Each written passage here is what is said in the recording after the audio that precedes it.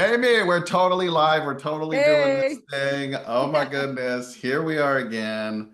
I was telling Amy everybody that Facebook changed their thing where I can't like stream it live in a group. And then I learned from somebody yesterday that they're like, oh no, there's a way around that. Let me show you. And they sent me like, I thought it was going to be like 3 steps. It's No. like 27 steps to figure out.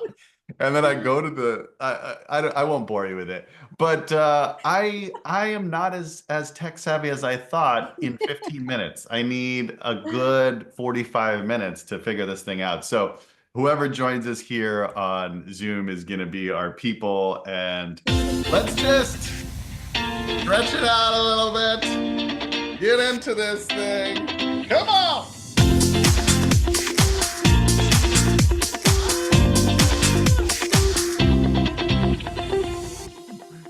Oh, yes. Welcome, I, everybody. I'm I'm not in going to my lie. I'm in my clinic. I can't dance. Robbie, you can dance. You can dance. I'd love to see Amy, Robbie dance. oh, he cuts a rug, let me tell you. Like there's There's some video video there. all over the internet of Robbie doing this thing. Amy, I'm so excited to be with you again. And you're just, Likewise. one of my favorite guests in Aw. life to have. Love your energy, love your expertise. And yeah, we just, we're gonna create some magic today. We're gonna learn from you. Folks, if you're joining us for the first time, I'm Cesar Cervantes. I'm the founder of Top Talks. We help people land and deliver TEDx and keynote speeches. I'm a speechwriter and a speaker coach, and I love this work. I love helping people get their messages out. Amy is the CEO and co-founder of Authority Speakers. She's an incredible speaker herself. She's written a bunch of books. She's got an amazing story, and she's good people. So just join me in welcoming Amy Dex, everybody. Thank you. The crowd goes wild.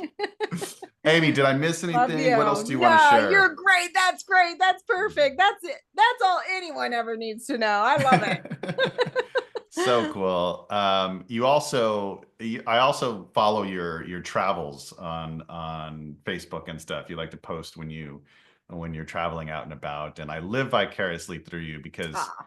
I've got, two little girls, and I refuse to get on a plane with them. I'm sorry, I'm not doing it. Well, we go wherever we can drive to within about an hour to an hour and a half, and Yeah. that's our vacation. That works too. It takes all kinds to make the world go round. We can't all just hop on a plane. Look, I'm really lucky. I have a boyfriend who's a pilot, so it makes that very easy Oh, to do. Oh, So there's my secret. Secret's out. There you go. I had no idea. Yeah. I gotta get me a boyfriend that's a now I get it. Okay. There you go. Easy as that. All right, my wife was gonna object, but for now, I'll keep living vicariously through you. Today, folks, we're gonna tap into Amy's expertise and her work over the last 4+ years with authority speakers and helping speakers land talks. Right? She had a really unique sort of approach to the market, which was like, "Hey, we're gonna help you get these first few talks, and here's how we're going to do it, and we're going to work with you to build the assets and get your stuff out there." And when you launch a business like that, Amy, and like you fill a gap, you learn a ton about what works, what doesn't, and also, how the market changes and shifts. And Yes. so you can give us both the perspective of like, hey, y'all, here's where you should spend your efforts. Here's what's working, and also here's how this world is changing.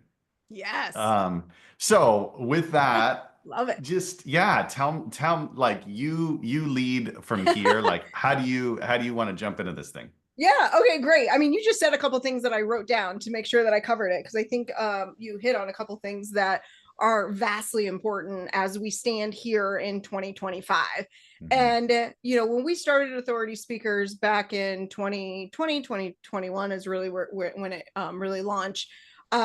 Even things like everyone wants to say that the speaking industry changed because of COVID.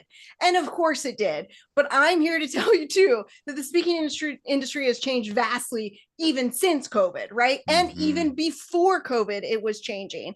Mhm. So even though, we started booking stages for other speakers about 4 or 5 years ago, I was booking stages for myself like prior to that. And I kind of, could see the changes and how the market kind of adjusted and changed and pivoted. And we can touch on some of those things as we go, because I do think it's important and probably hits on maybe my last point. So I'll probably kind of save that to the end and we can talk about it there, because Yeah.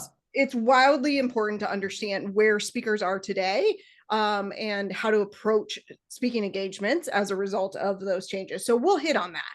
Cool. And just for like a little bit of context, I feel like, so not that this isn't really about me, but I do want to lay like a little bit of context. So prior to Authority Speakers, I had booked 98 speaking engagements within an 18-month period. So we were talking about traveling. This is nothing, Cesar. Like I was on a Yeah. plane every single week, out 4 or 5, speaking 4 or 5 times a week and then I hear coming you. home. And so that was kind of my life, which was a lot of fun in a lot of ways and a lot of challenging in a lot of ways too.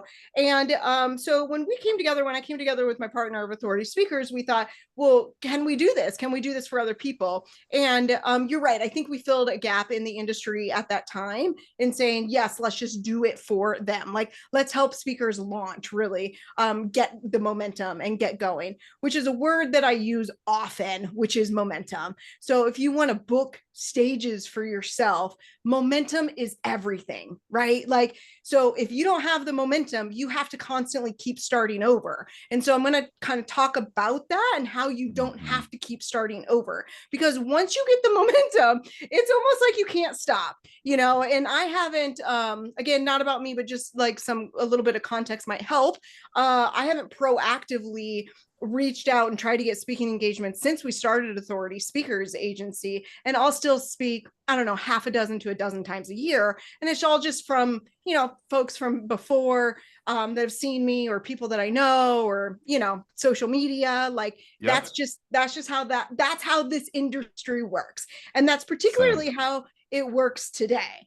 More so than maybe how it worked 10 years ago, where call for speaker applications, you might be one of 10 or 15, and now you're one of hundreds of call for speaker applications. So anyway, I probably like went down a huge rabbit hole there, but I can I can bring us back. But anyway, so That's good. one of the things that where I wanted to kind of start, because you said something that I thought was interesting, like um, when you leap into an industry or when you start a business and you fill a need, you kind of learn as you go. And there are things that I learned about like the actual speaker, like what you as a speaker need to do and the mentality that you need to have in order to get booked, that I had never really thought about, right? Because if I'm just booking myself, I know myself, I know how I approach the situations. And what we started to see is how different speakers really almost like halted their own success. And I want to make sure, like, I want to start there, because I want to make sure you don't like subconsciously halt your own success. And Mhm. I really call them extinguishers. Like, as a speaker, like you want to be on fire, right? Like you want to be on fire, you want to keep going, you want to be hot, hot, hot on the trail. So these are extinguishers that will extinguish that fire. And one of the first ones that I really did not think I would ever see, but is this: not feeling like you're good enough. Like we get this all the time. Like we'll book a speaker and they'll be like, "Oh, just kidding. I don't know about that one." And I'm like, "What are you talking about? What do you mean you don't know about that one? That's a perfect one Do you for you." do you know how many hours went into landing that gig, and then now Right. we've got it? And this, let's pause there for a minute, because oh my gosh. Sometimes when we don't do the legwork, we might not also, feel like we've earned it. Yeah. And Oh, that's good. Yeah. that could play into if there's already some, like, you know, fear around doing the thing, right? Which is totally normal, by the way. Like I had a career as a stand-up comedian for many, many years. I was an actor, then a full-time speaker, and now I speak, you know, once a month or two times a month, or, you know, because I love coaching. But every time I get on stage, I'm like, whoa, this could go wrong, you know. So like that, just know that that's perfectly normal. But this is Yeah. such a great place to start, Amy. Yes, yes, yes. Don't extinguish yourself, right? Yeah. Keep going. Yeah. So interesting point, right? Because now you know this, but not everyone on the call knows this, or anyone listening, is part of that is why like our model has changed over time. So authority speakers would book stages for speakers, and now we've shifted a little bit in teaching speakers how and putting the systems and processes in place for them to book their own stages. And I don't know if I was surprised or not surprised, but the amount of success that we've seen there has been pretty incredible, because there's buy-in, because there's ownership of that. Hmm. And they, you know, and the speakers like had to go through the process. And I'll, you know, we can talk about how to set up some of those processes, but that was just a really good point that you made. The other one is really like failing to see how your message connects with the audience. So a lot of times like we'll book speaking engagement for a speaker, and they're like, that's not my audience. And it's like, wait, well, but wait, time Isn't it? out, let's talk this through, you know. Yeah. So then we kind of talk it through, and then they kind of see like the bigger picture. So maybe that's it, right? Like not having just like such a narrow focus of, oh, I only speak to this really, really narrow lane, which is really interesting because it's almost the opposite of what, you know, you typically would say, like, oh, you've got to niche down, you got to niche down your topic, you got to niche down your audience. Yes, and you do. And when you're just getting launched and getting started, if your message can apply to other audiences, then go ahead and apply it to the other audiences, right? Because it's all about momentum. It's all about getting in front of those folks and building the momentum and getting the next speaking engagement, or whatever it is that you know, what your goal is Yeah. of that engagement. Yeah. I want to pause there because it's such a great point too. Like, this is something you don't believe until you start doing it, and like, okay, so getting the next gig Yeah. is it's it's just as important to show the gig that you just did and to talk about it and to show that you're speaking Yep. in order to get the next gig, right? Correct. Yes. So when you start saying like, I don't know if that speaking gig is worth it, maybe you're right. Maybe when you go there, you won't close clients, or it won't lead to exactly the kind of thing that you will. Though I would push back on that because I haven't been to a gig that I wasn't able to create some kind of connection. But Correct. let's say you're right.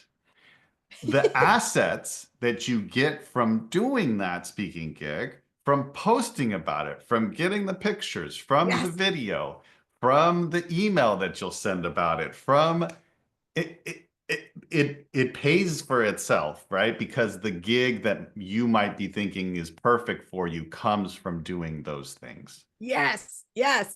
And that is like being able to see the bigger picture. Like you have to be able to see the bigger picture, instead of just being, again, so narrowly focused, like, oh, I'm only going to take these type of speaking engagements only if I get paid for this, etc. Right. Right, So right, right. and I mean, I say too, like, I've had one speaking, out of all my speaking engagements, they've turned into something, right? Something, or another engagement, or a client, or a payment, or something. Hmm. And except for one. And that one was a speaking engagement I was really never meant to take, quite honestly. It really wasn't for me. And but I took it. And so that was that. And you Hmm. know, but um that's a pretty good record. And for you, like 100, you have 100% record. That's a pretty good record, but you see the full picture. And so you got to be able to Right. see the full picture. Um, the other extinguisher is this. All right.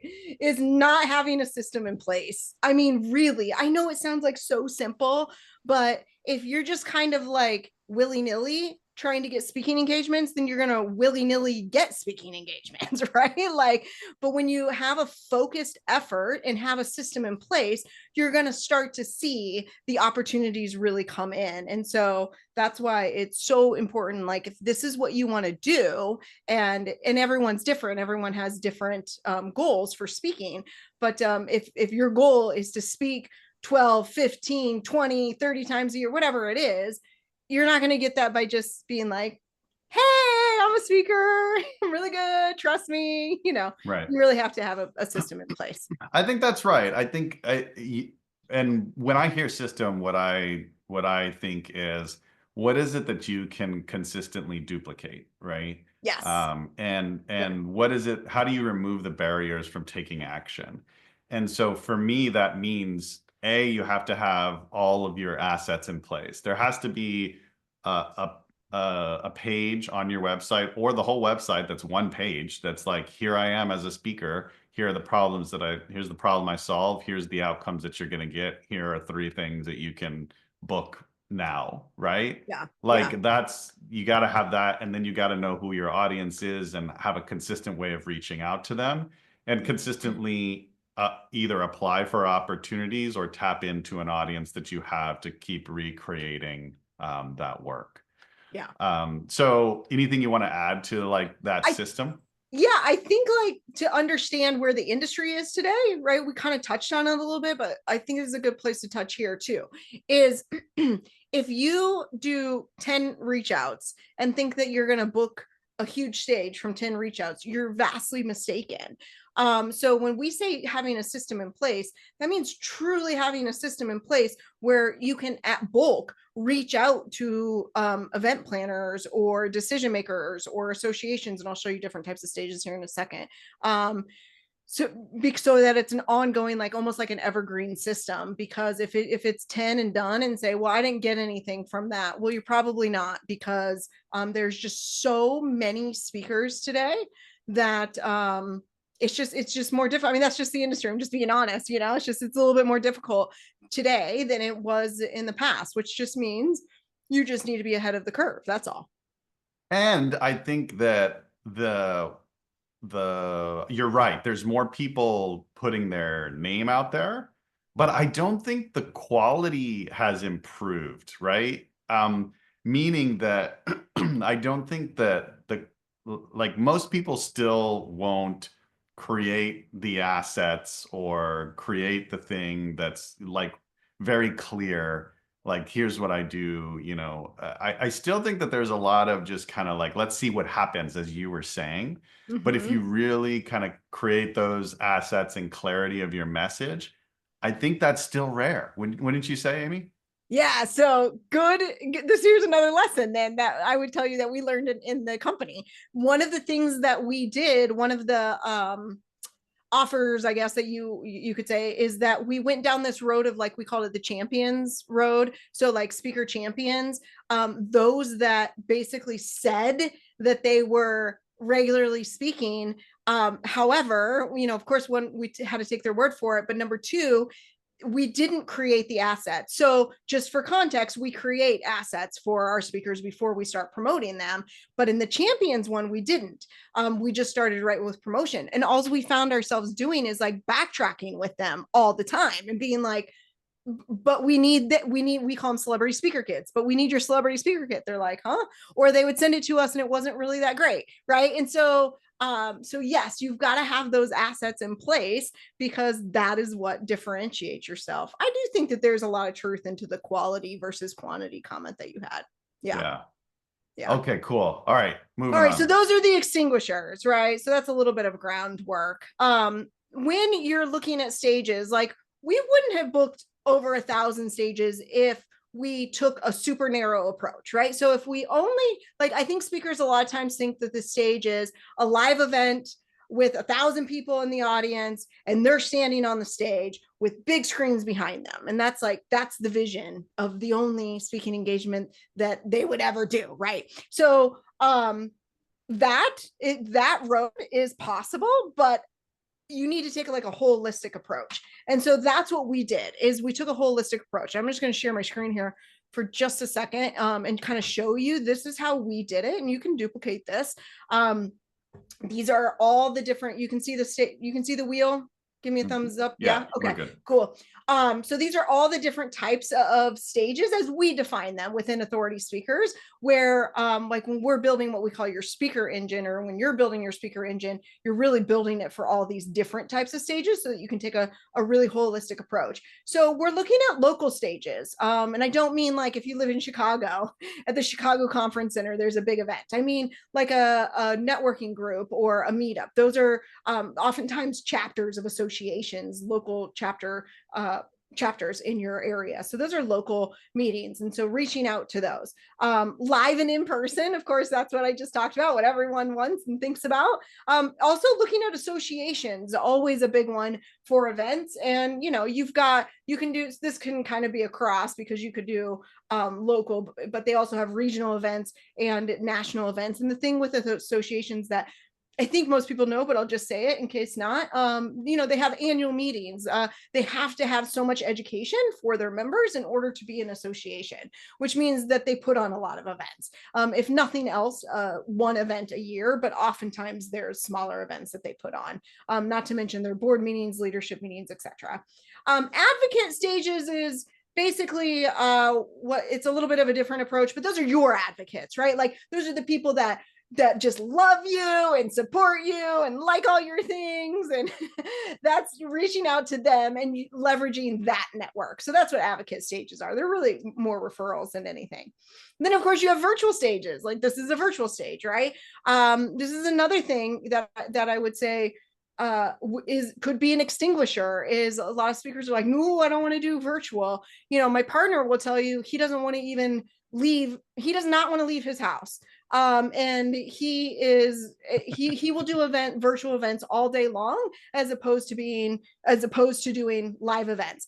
And the man closes up like over 6 figures every virtual event he does. And so it's very lucrative for him. So to say no to virtual events is really short-sighted, I think. And there's a lot of opportunity for virtual events, especially today.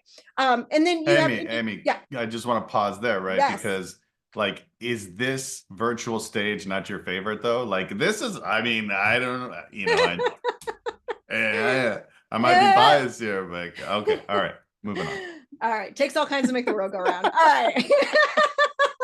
Industry stages would be like if you're going into a private company or a specific industry, like financial advisors or distribution or manufacturing, right? So like targeting a very specific industry. PR media is one of my favorite stages. You talk about building your assets. I think that this one should be for everyone. That's how I feel about that. Every speaker should have a media stage to help you build your authority, your credibility. Oftentimes I tell a story about when I shifted from, you know, Robbie talked about 7 More Days, which is my second book, but when I shifted, my other book is Brand New You. There's 2 totally different books. One's on business and marketing, and one is on this, you know, psychology of happiness. Like you can't get more opposite than that. So one of the things when I was shifting my speaking from less like digital marketing, copywriting, social media, and going more into the motivational route, one of the very first things that I did was booked myself on media. And as I was talking to an event planner, it was going to be my first event speaking on 7 More Days. And they're like, do you have any, you know, video of you speaking? And, you know, of course I didn't, because I hadn't been on a stage yet. I hadn't delivered it yet. But I didn't want to be like, oh, no. So what I did was I just sent them the videos of me in on different news channels. And that was it.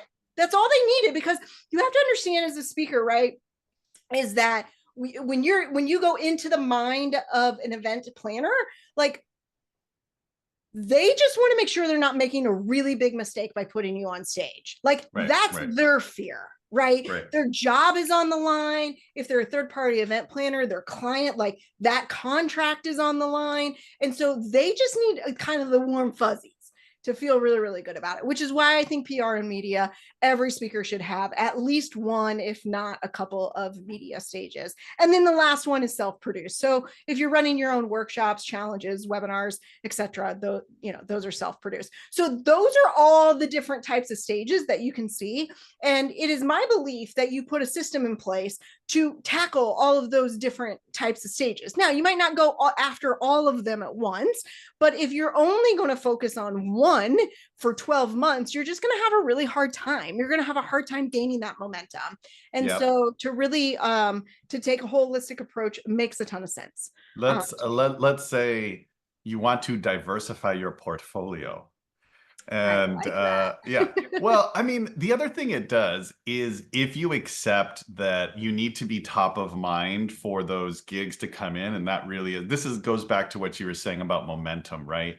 So if people see you in different contexts, different kinds of stages, the what you're communicating is that you have the momentum, that you are Yes. in demand, and that you have the expertise. And so, and then when that comes with clarity of message and what you do in your niche, you're going to be the first person that people think of when they're like, oh, we need somebody to speak on this thing. So that's why that's so important. Like sometimes people get bogged down and they go like, oh, well, PR and media, that's not really me speaking. And like, I want to be, these are the things that get the gigs Yeah, too. yeah, They are yes. speaking, but also it's the thing that leads to the thing. Yes, yes. The thing that leads to the thing. Super well said, Cesar. Yeah, I couldn't say it better myself. I'm so So good. I'm a what's that word? I don't have it because I'm not that good with the words actually. The thing that leads to the thing. Tim gets me every time I talk. Tim knows what I'm saying, right, Tim? All right. All right. The next thing is really kind of falls into this, which is saying yes and. I say this all the time. Y'all got to say yes and. You got to say yes and to the opportunities. You got to say yes. And once you get the opportunity, you got to say yes and how else can I help you? Yes and what else is going to make your life easier? Yes and yes, I'll do that and, right? So saying yes and to the opportunities is what is going to book you on the stages. If I did not say yes and to the opportunities, I would not have had that many speaking engagements. I would have not created the momentum. I would have been at home frustrated that I can't make it as a speaker and then cry about why I can't make it as a speaker, right? You have to say yes and to the opportunities. It's what, as Cesar said, it's what turns one engagement into many engagements. So saying yes and to the opportunities, building the momentum, and also saying yes and to whatever that next step is. So what that means is once you say yes and to the opportunity, the and part is like, and how else can I help you? And what other events do you have this year that might work? And who else do you know that could benefit from my message? And right, so not just yes, I'll take the speaking engagement. No, yes, and really like serve the event planner, which we can come back to this if we want, but it rolls right into my last one, which is ego is not your amigo. So ego is not your, I did just come from Mexico. Ego is not your is not your amigo. And like I've seen this so many times with speakers that we've booked and their ego it just gets in the way. Yeah. It just completely halts them. And I just want to like shake them and be like, no, ego's not your amigo. Don't let your ego like take over, because look, you have a great message to share. I know you do. I know that it can change lives. I know that it's impactful. And when you let your ego get in the way, what you're really impacting is the other lives that you could have affected. And that's really why most people want to be a speaker, is because they want to help others or they want to impact others. So ego is not your amigo. All right. Yeah. That's I completely agree. I want to take a quick pause because there's a couple of questions that we might be able to tackle here. So, and then we'll keep moving through. So Tim, if you don't mind, can we take them real quick? Okay. That was, yeah, those are the ones. So yeah, let's do it. Okay, what is your take on volunteering to speak at like Elks clubs, Rotary clubs, and other clubs? I think this is kind of like a two-part question. Like first is like the question of like the free speaking opportunities, right? And then the second is like how well do you think, these clubs like would help a speaker? You have to know probably also what Tim speaks about and so forth, but how would you respond to that just offhand? Yeah. every stage is a paid stage. The only currency or currency is not only in dollars. So there's a lot of different ways that those opportunities develop into more opportunities. Y'all, I just spoke at a Rotary Club like, I don't know, 3 weeks ago. I sold my artwork and I got 2 other leads from it. And yeah, and we'll just stop there. But yeah, so yes, well, we won't stop there. Let's keep going. And it depends on where you are as a speaker and what you're willing to do too. Like if you're completely booked, right, and you have the momentum and that's just not going to be, you don't want to hold that day and that you're just kind of like past that, then great, like awesome. If you're trying to get going and trying to get the momentum, yes, and like all day long. I mean, I still do it. So yes, and Yeah. that's how I look at that. Yeah, I totally agree. And you may go, you may decide, hey, I'm not going to do that place again. Right? Like that could be true, but like you Totally. don't know How do until you you get know? there. Yeah. Exactly. And also like part of this is the other thing is like if you look at the audience also as your responsibilities, a lot of times with free gigs, like they may give you more freedom too to be a part of like promoting it and like that sort of a thing, and so you may actually have more control. So a lot of different opportunities can come from it. So yes, yeah, it's a strong yes. And then the second question is, so you're the celebrity speaker kit. So what is it that you have people put together in their speaker kit? Yeah, I was actually maybe gonna pull up Ravi's if I can find it quickly. Oh, Ravi, can I do that? Let me see if I can, Ravi. only if I can find it quickly. Let's Here we see go. those assets. Let me move this over for y'all. We'll share our screen. You can kind of see.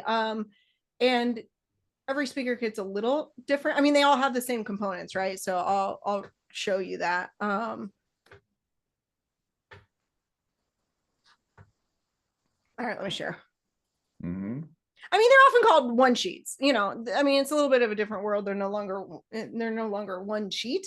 They're multiple sheets. But you can see here, this is Ravi's, and we've got just a nice headshot, some titles on the front page, and then really it's things that you need to have, right?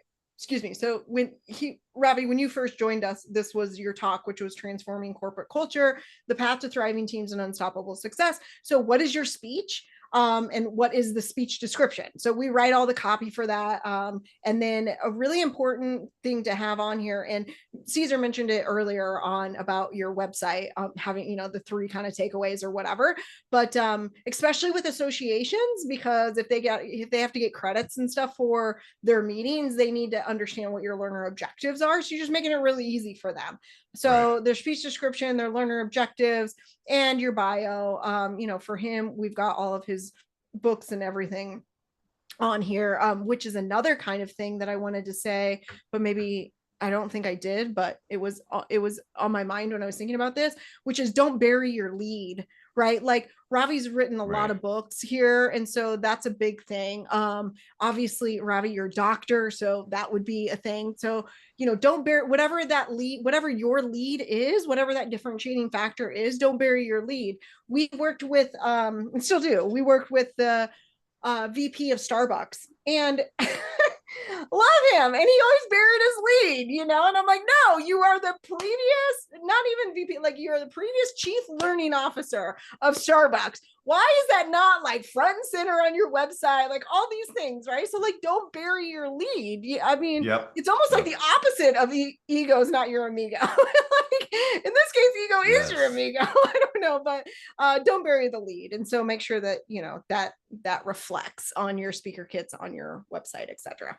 Yeah, so for me too, like when you think of like the things that are going to be your primary assets, right? You've got your speaker reel, you've got your one pager, and you've got your website, right? Yep. And again, a website doesn't have to be like all the bells and whistles. A lot of times people just get stuck because they look at somebody's website who's been speaking 20 years and they go like, oh my God.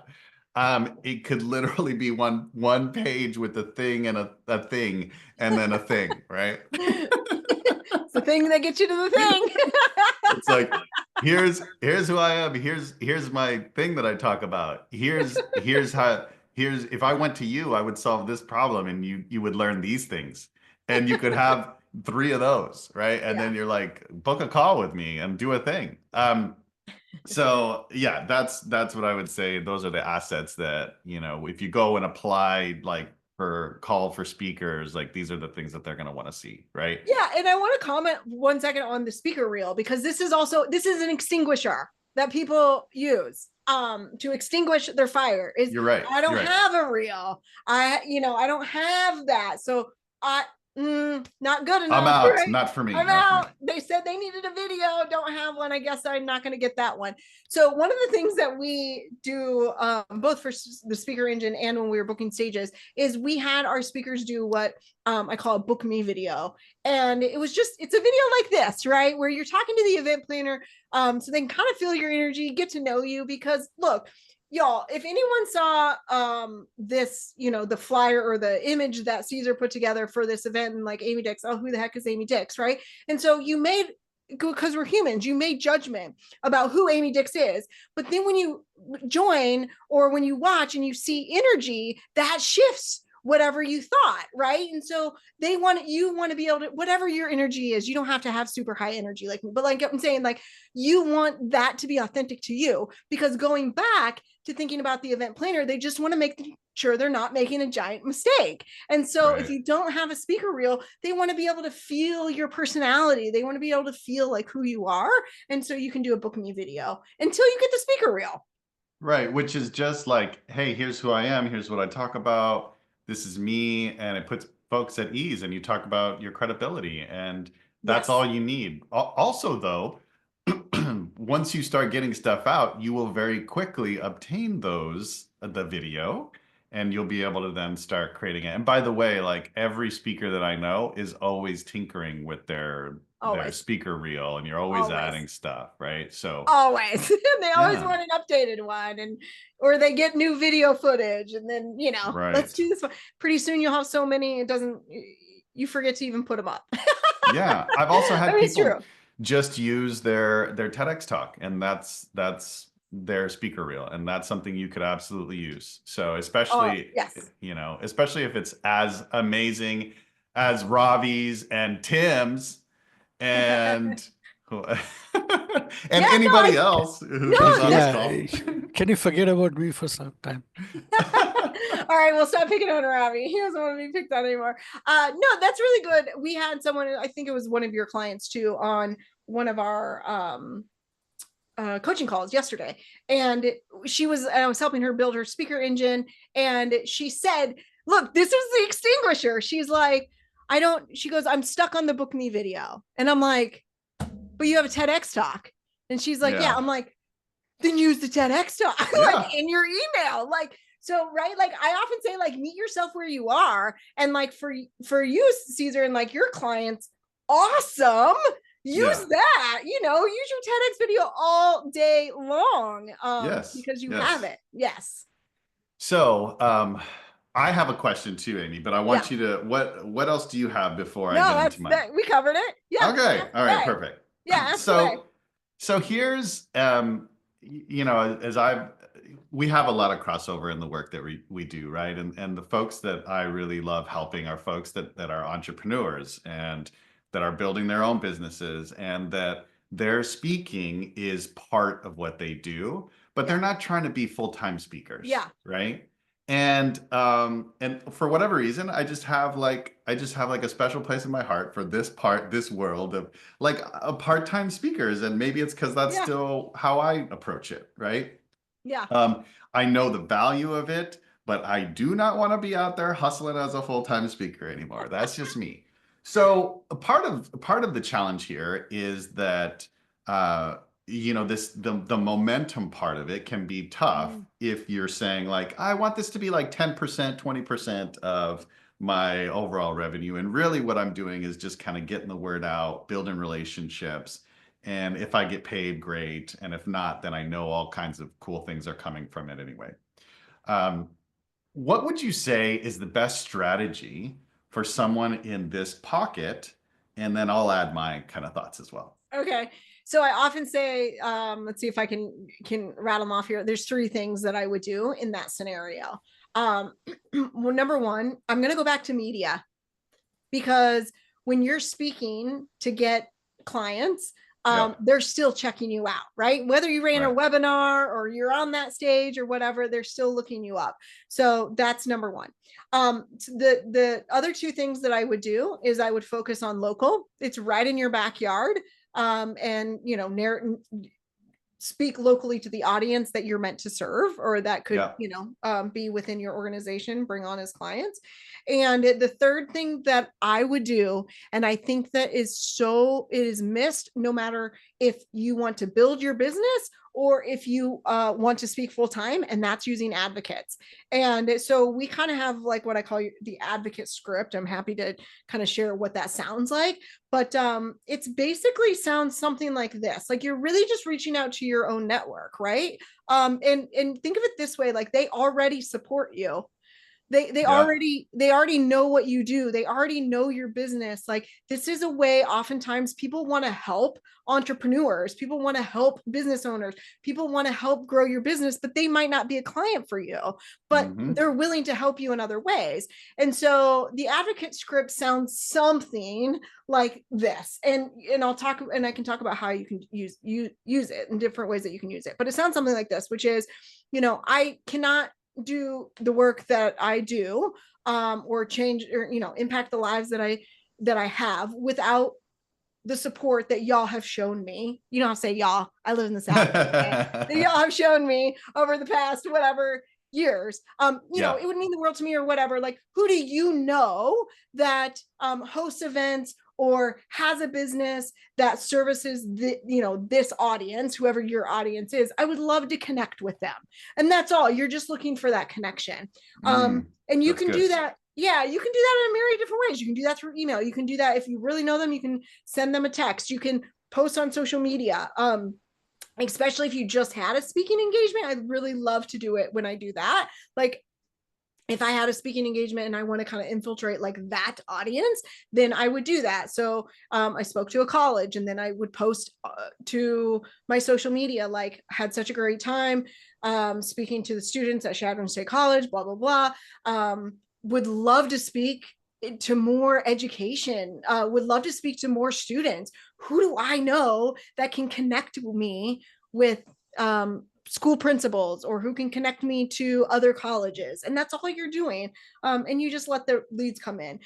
When we run a workshop, I'll just tell you how effective this is. When we run a workshop, I show the screen of where I did just that. I got 48 leads. 48, those are warm leads. Those are referrals. Those are people who said, I know someone, here's who they are. How can I Mm. help? Right. Wait, So wait, wait. So you were at a yeah, live event and then you put up, or a virtual event, and then you put up yeah. a slide that was like, I want, connect me with your people. Is that? I did it after the fact on social media. So I Oh, on spoke. social media. Got it. Got it. Correct. Yeah, yeah, yeah. And Oh, I just okay. posted on about my event, that, or not my event, but the college that I spoke at. And then I said, would love to speak more in the education sector. Who do I Mm, know that can mm. connect me with principals or other colleges, where I might be able to speak to more students? It was like as simple as that. Love that. Yeah. So the lesson here too, folks, is like as the industry changes, and even when you submitting the call for speakers, like local and your connection to local is going to sing and be a stronger like that's where I would put a lot of effort in because it makes sense, right? It makes sense for them Yes. to say, "Oh, okay, you're here and you're connected in this way." And especially if you're looking at speaking as just part of what you do, and you're saying, here are the resources I have, and here's the amount of time and effort I'm willing to spend, that makes a lot of sense to focus in there, right? Right, Amy? You would say like Yeah. local. Okay. Yeah, because it's marketing. Like, if I'm just doing it for to grow my business, don't really care about the don't really care about being a full-time speaker, as you said, Yeah. then you just a little shift in your mindset. It's really marketing. So you can market in a ton of different ways. Like you can run ads on social media to market. Like you can go to trade shows and market. So this is just one way to market your business. And so it's really just, it's almost like a marketing budget, But except if you're also, local, yeah, you don't spend any money. yeah, and I think what people are connect to though as well as, the stages and speaking from a stage carries its own credibility and authority. And I think that folks, for whatever reason, sometimes we like different kinds of marketing, right? And stages is one way to do that. But Yeah. I also think people can have icky feelings about marketing, and if you have like a message and a like you genuinely want to like help people and change the world, right? Which any good business should be doing. It makes sense that stages would be a way in which you feel like you can connect. And so I love that. I love that perspective shift.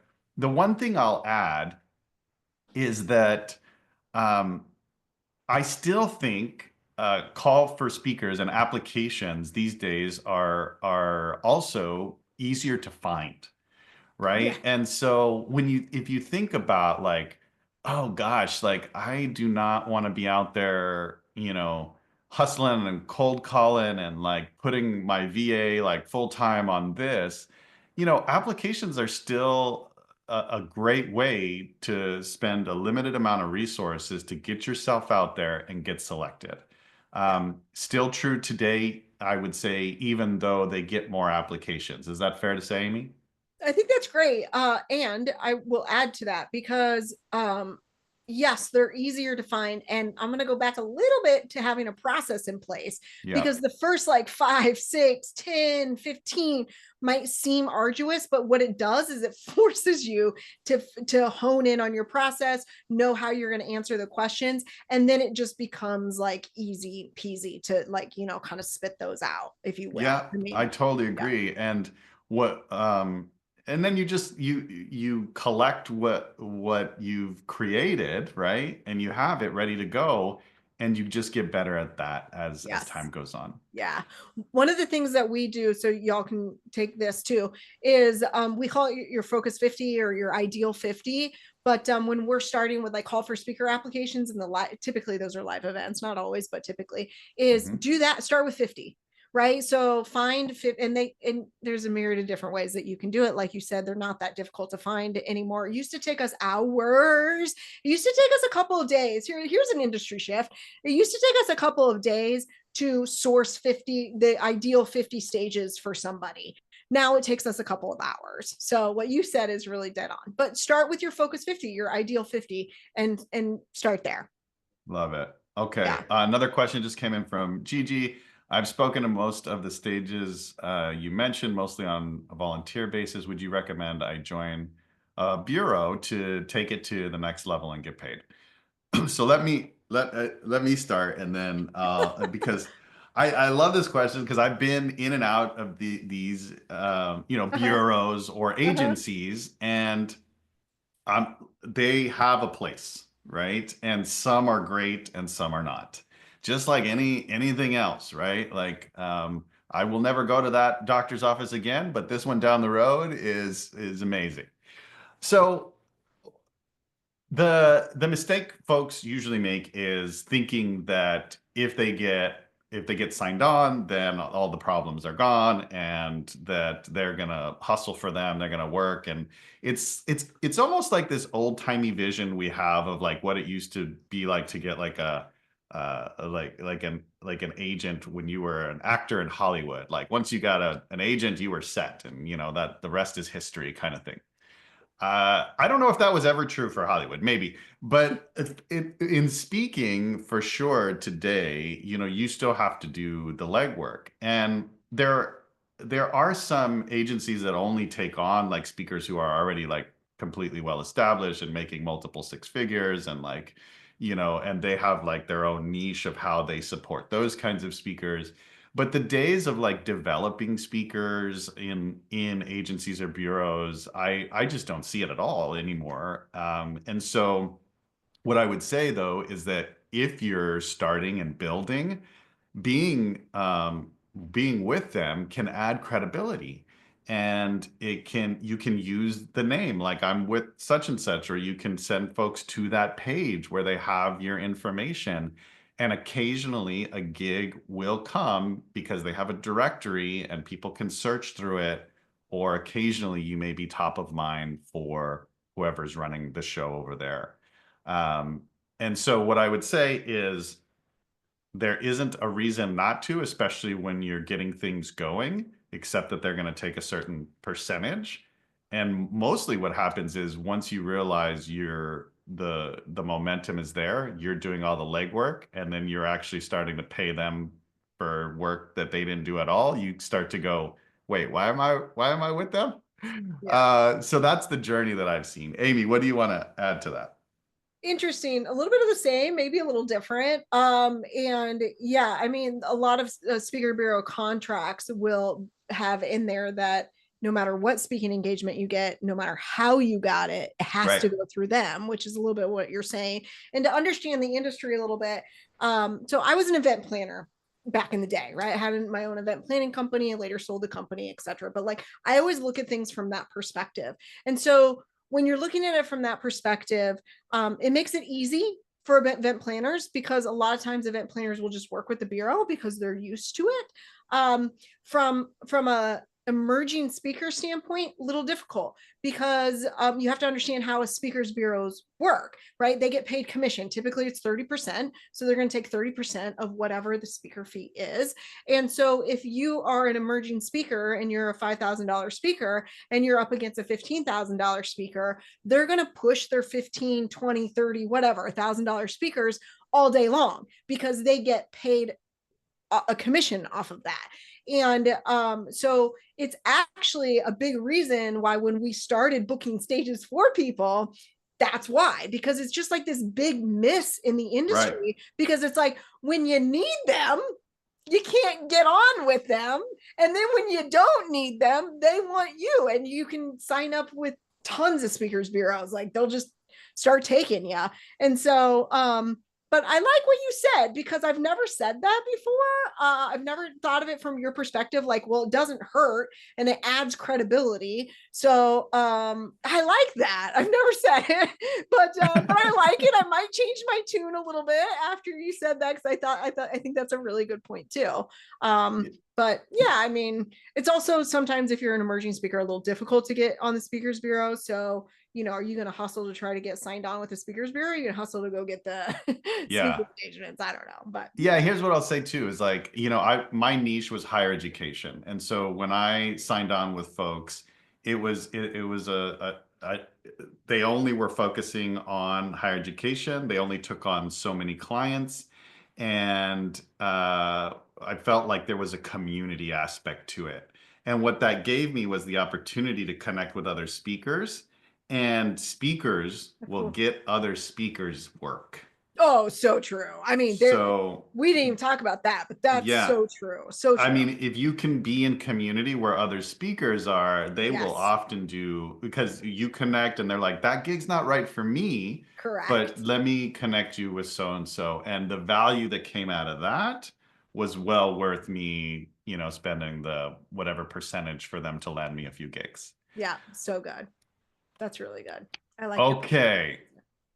So any last minute questions for Amy, folks? Let's see if anything pops in here. All right, I have one last one before we part, okay? Amy, I don't know. if you I don't know if it's okay or not. Depends on depends what the question is. All right, go ahead. I'm ready. I'm ready. All right.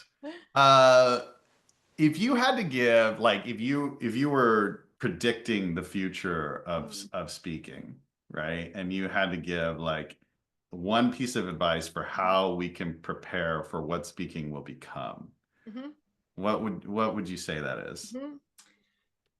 I would say it is based on performance. So, and this is what I mean by that. I think gone are the days where you go on stage and just deliver your talk and walk off the stage. And what event planners and what events are looking for is they're looking to be entertained or have some sort of performance aspect to it. And so like, you know, we call it your unique signature bit. And it can be something small. It could be, you know, like I paint on stage. Now, I'm not saying anyone needs to throw paint around on stage. I know you dance on stage. I saw you come out and like just dance one time on stage. I'm like, and that's how you start to talk, folks. That is how it goes. But that's what they're looking for, right? And so find that performance factor, whatever that is. You don't have to have some wild skill, but just find some that performance factor, because that is what event planners are looking for. And I'll add one more thing to that. I was at an event 2 years ago, and ironically, years before that, I've been asked a similar question. And one of the things that I would say is like, just wait until you become a hologram on stage. And 2 years ago, I was at an event and we had a hologram on stage. And so, you know, those are the types of things that are coming. That's different, right? That's different. That's a performance. That's engaging. That's entertaining. So how can you entertain the audience? That's what so good. So good. In a way, you know, speaking always has a form of entertainment, because it's like you're grabbing attention and you're moving people, and you know, we have to be drawn in. And so a story is a form of entertaining, right? But you're so right that like the interactiveness of things, or like the wow factor, like it has leveled up, because people want, like, if I'm gonna go, I want people leaving going like, that was amazing. Yes. Right. Yes. And how I say it to folks is like, think about like when you're done with the session and people are in their breakouts or they're at dinner that night, like what do they say? Like they say, oh my gosh, I loved Tim's talk. And then the next person goes, who was Tim again? And then they say, oh, Tim was the one who, and you fill in the blank, right? Tim was the one who painted on stage. Tim was the one who sang. Tim was the one who cut the piece of paper up. Like Tim was the one who, like whatever that is what makes you memorable. Tim was the one that had a toilet paper roll gun that fired at the audience. Do you do that? No, but or is he's making it up. But he's a comedian.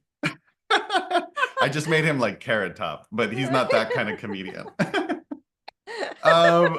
Amy, you never disappoint. I love you. I just love having you on, and you're just a good human and a good friend. And I just need a little dancing is all.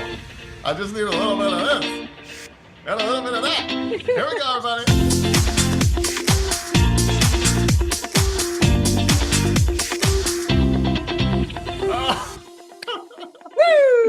Thanks everybody for joining. Amy, we love you. See you next time. Thank you. Love you too. Have a great one. Thanks, y'all.